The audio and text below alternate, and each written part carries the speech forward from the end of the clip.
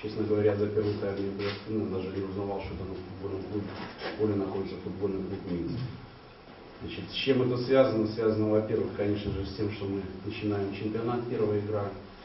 Во-вторых, что на футбольном стадионе «Динамо» должна играть команда «Динамо», и «Динамо» и национальная сборная. Это к тому, что в будущем нам здесь придется играть. Не так здесь просто.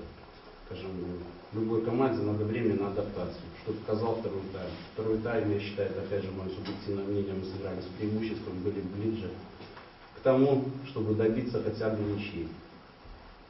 Это мой комментарий.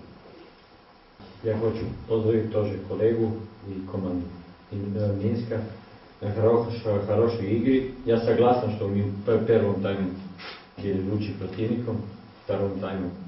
Может быть, у нас были очень хорошие моменты. Я сказал ребятам пред игром, что у нас будет тяжелый матч, потому что я знал, что экипа Минска очень хорошая, организованная команда, агрессивна, что показали сегодня. Втором на тайму, на перерыву я сказал, что матч не скончался и что не надо расслабляться. Мы ошибались, когда они забили, и до конца матча была так проблема. Я доволен, потому что выиграли, надо выигрывать первую игру.